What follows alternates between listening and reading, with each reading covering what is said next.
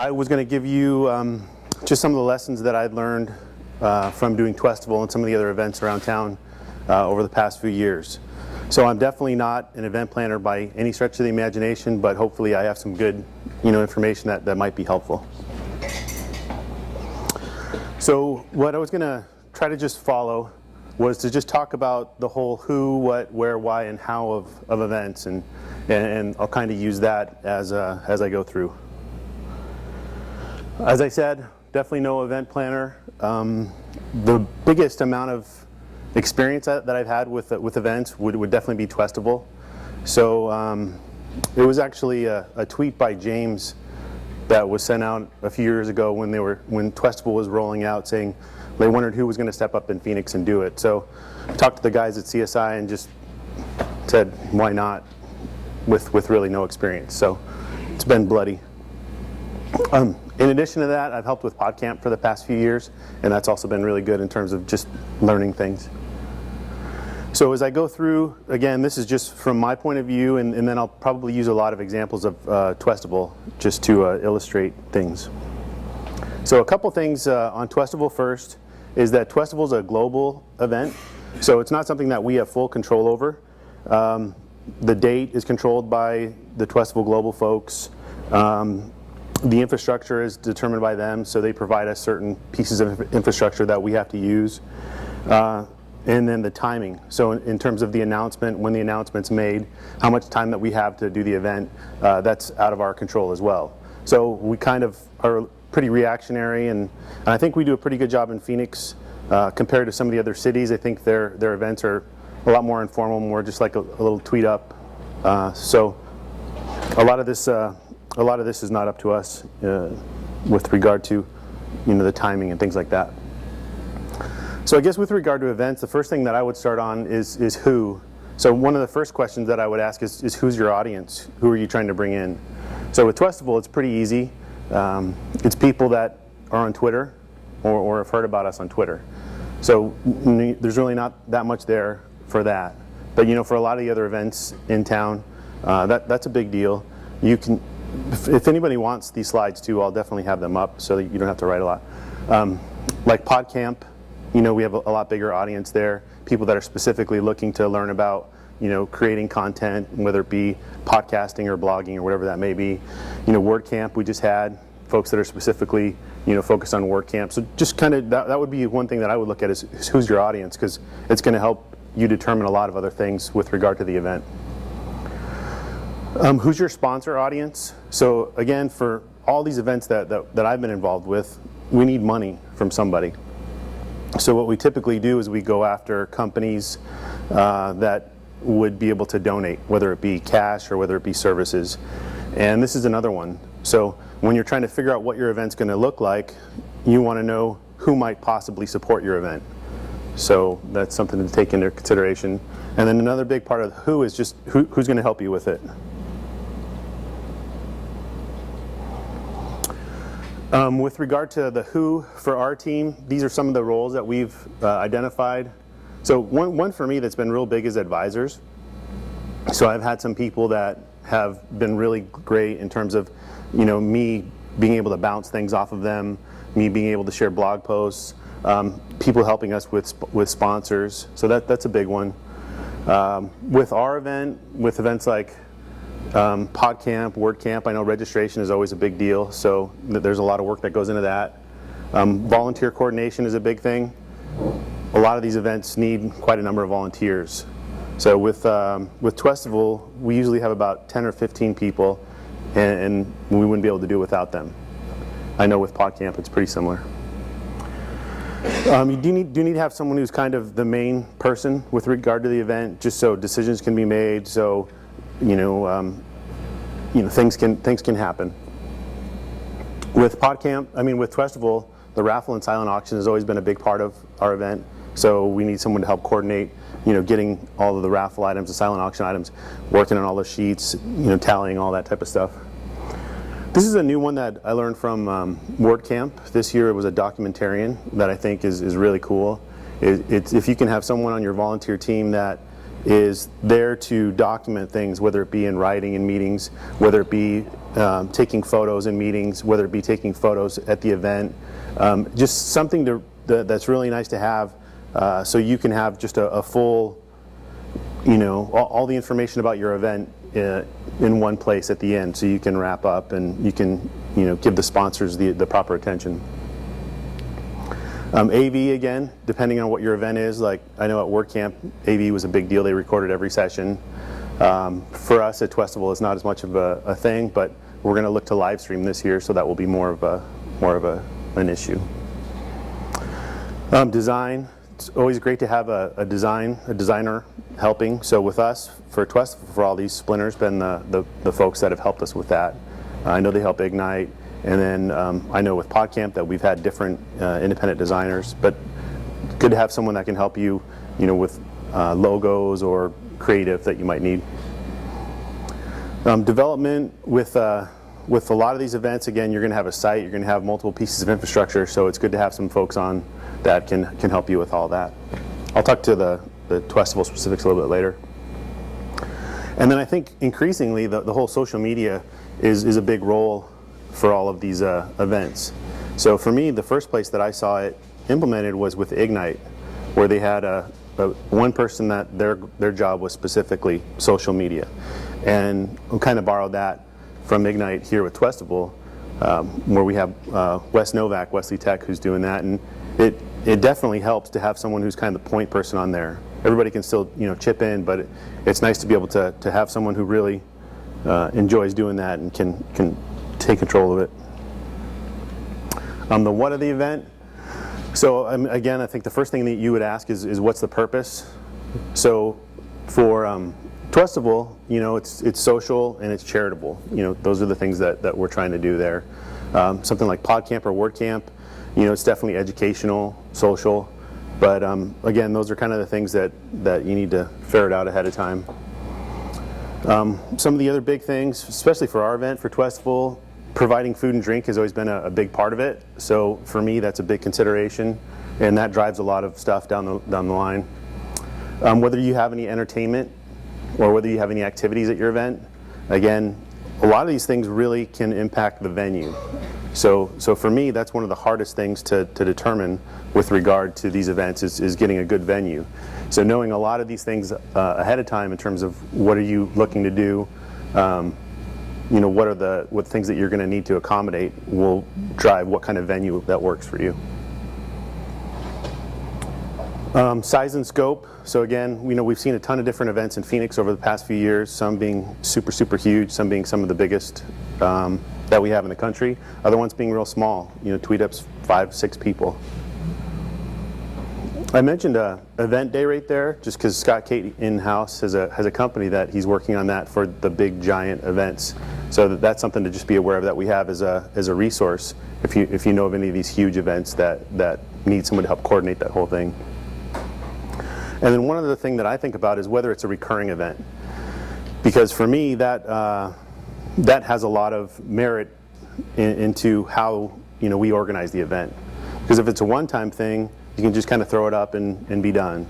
But if it's going to be reoccurring, you want to get those systems in place, that infrastructure in place, just to make it easier and easier and easier on yourself. So for Twistable, we've always had this question at the beginning of each of these Twistables, what should it be? Some of the other things that we looked at is, we threw out maybe doing like a Wii tennis tournament or a laser tag thing or something like that. But a lot of the people in the organizing team really think that the format of Twistable with just the meetup, the food, the drink, the raffle, the silent auction is what they really like about it. So that's why we've continued to do that event after event. So the where of events, for me, this is really one of the hugest pieces is getting a good venue. And there are so many things that go into the venue when you're picking it, what you're looking for, that for me, this is the hardest part, typically. So some considerations. Cost is a huge consideration, especially for us. With us, Twistable's totally volunteer-done event, and we're trying to divert all of the money that we raise directly to the charity. So that's a huge deal.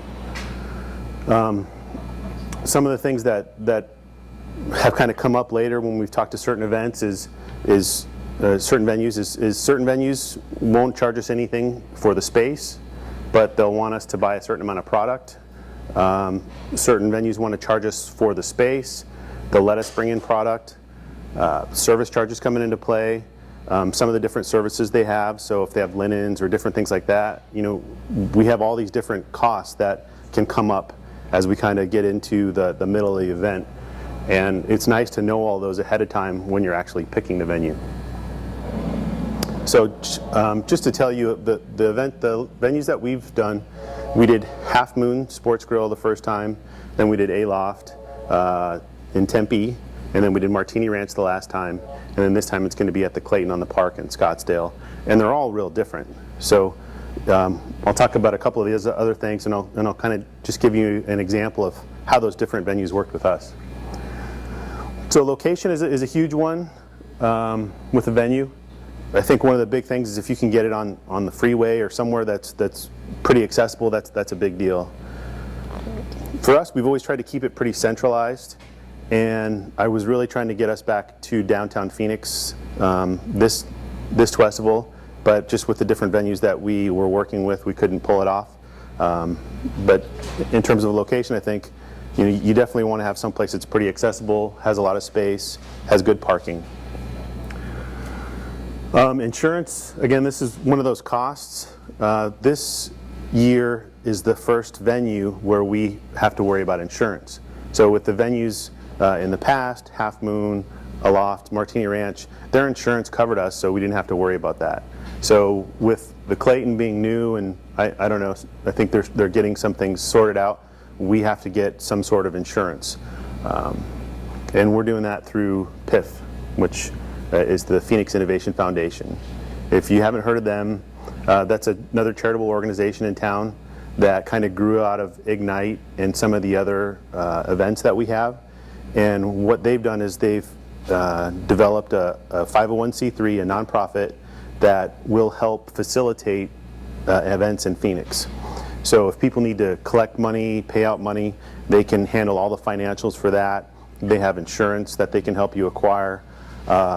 They'll be getting a list of venues together with details of all the different venues, and they'll be getting a list of vendors and some of the specials that are out there. So that's another resource that we have here in Phoenix.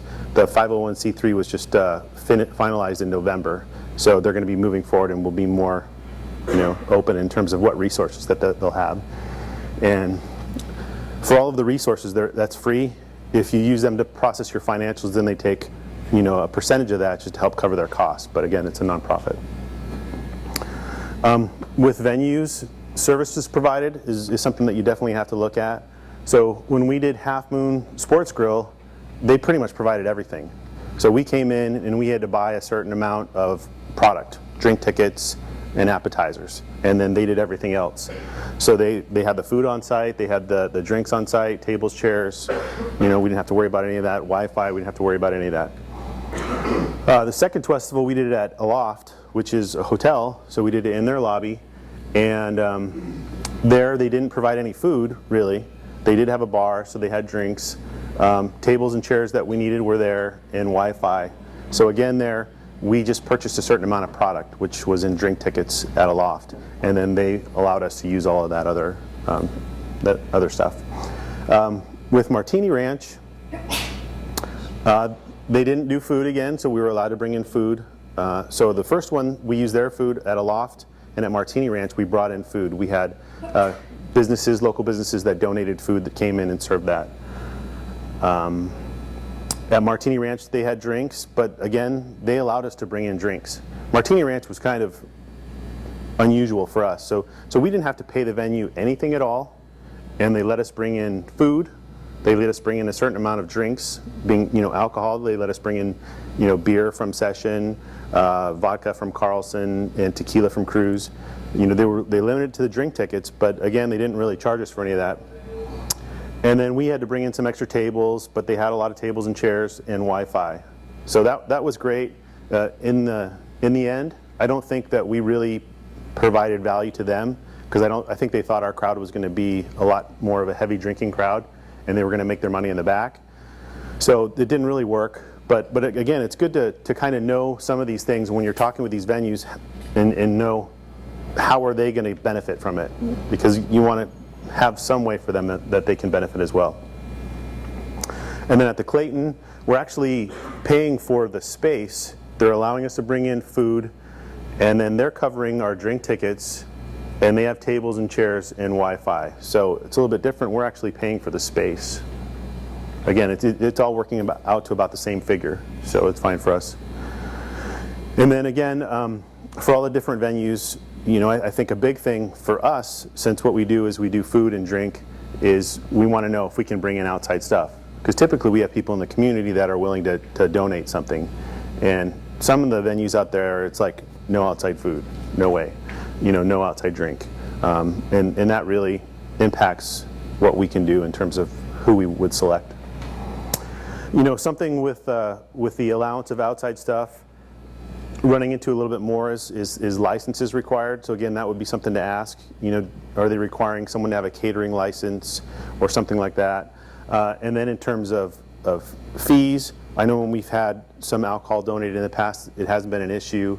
You know, I've heard so many different things with regard to alcohol being donated, where the venues can buy the alcohol for $1, you know, as a charity donation, and then, you know, you can use that in there. Some liquor licenses don't allow that, so they're having to buy the alcohol at cost. So that gets pretty complicated as well, and it's different based on the type of venue and the type of liquor license they have, from my understanding. So the why of the event, you know, again, I think it's just good to have that ferreted out, have that in the forefront. What's the purpose?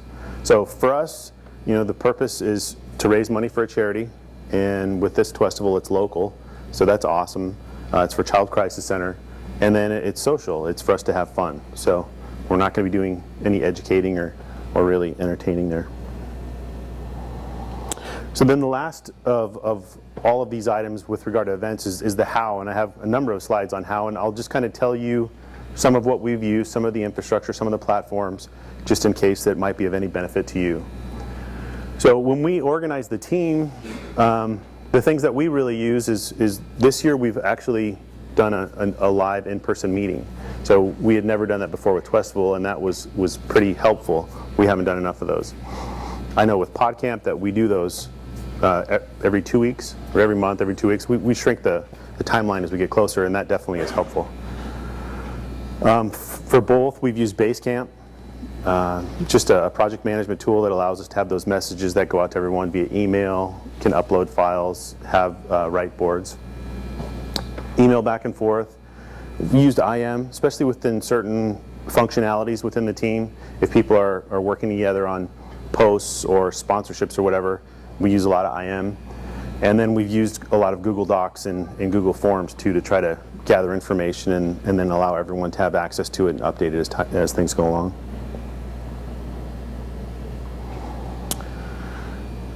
So with the charity, in case you're interested with Twistable, the way that we've picked a charity when it's been local. So with Twistable, it started as a global charity, and that was Charity Water the first year. And then the second one was a Twistable local, and we picked St. Mary's Food Bank here, and that's who all the proceeds went to. The third one was Concern, which was again another global charity, and then this one is a local Twistable, so we again picked another local charity, being Child Crisis. So in the local ones, infrastructure-wise, what we've used is we've used two different things for nominations. One, we used User Voice. If you guys have seen User Voice, it's that one where it allows you to make submissions and people can kind of vote on it. And then this time, someone didn't want to use User Voice, so we used a blog post and just used comments. And I definitely wouldn't recommend that. User Voice was way better for us because we could just download everything into a spreadsheet and process it much easier. So once we got all our nominations, we did some research. So we looked for Twitter profiles for all the charities that were out there, and we just looked at the number of followers, the number of tweets, what kind of tweets were in their streams, to just see how they were using it. In our two events where we picked a local charity, we've picked a charity that was already engaged with folks on Twitter. In the future, we may look at one that's not, that wants to be engaged, and then help them, you know, get on Twitter and become engaged. But we've done it with people that are already on. For charities, I wasn't aware of sites like Charity Navigator and GuideStar before, but they're rating sites for charities, so they can tell you like what percentages of the money that's brought in actually goes out to help folks. They can tell you things like the CEO salary and just different metrics like that, so you can make sure that the charity that you're working with is one that your money is going to do the most good. We hit the charity websites, we looked for a charity Facebook account, and then just kind of saw what they were doing in terms of interaction there. And then once we kind of got our rankings all in place, we looked at the top 3 charities, and we actually reached out to them and spoke with them and said, hey, in case you don't know who we are, we're this event and we're looking to choose a charity. Would you be willing to work with us in these capacities? And then from there we made the selection. Okay, in terms of the things that we use to publicize our event, so we have a blog for Twistable. Twistable, that's part of their global infrastructure, and in the past it's been WordPress, and that was great, and they changed it this year to something homegrown, and it's been really, really painful. So that's one of the things that's been most frustrating for a lot of our team here is to use this new tool that's far less functional, and we've also lost all of our content from the previous years. Twitter, we have a TwestivalPhx account there, and I know with PodCamp we have a PodCamp AZ account, and we push out a lot of updates there, allow people to connect with us there. And then especially with Twistable, we'll link back to the blog a lot, to try to give people a little bit more information. With regard to the team and when we're tweeting, we're using co-tweet pretty much now. So that allows us to give access to the TwestivalPhx account to a bunch of folks so they can all contribute, schedule posts, respond. In the past we used Hootsuite, which I really liked, but they changed their pricing model where if you have over 2 people on a certain account, it gets really, really expensive. So we just couldn't use Hootsuite any longer. And then we use things like TweetDeck too, because you can still schedule tweets there. So we find that to be helpful. We have a Facebook page and a Facebook event, and we push out updates there as well. We found Yelp to be really, really helpful in terms of spreading the word about our event. We get a Yelp event listed there, and then sometimes you'll also get Yelp talk threads about the event that help spread the word. Press releases. This year's the first year that we have an actual PR person on our organizing team. So we've done some press releases in the past, but we're hoping that they're going to be a lot more effective this time. And then one other thing I would say, especially if your event is repeating, to try to kind of brand it. So we have TwestivalPhx, PodCamp AZs out there, Buzzcations out there, and if it's going to be one of these repeating events, do the same thing that you would do for any social media initiative. Go out there and grab usernames at all the different accounts and make sure that you can kind of solidify that brand across things like Flickr and YouTube and whatever it may be.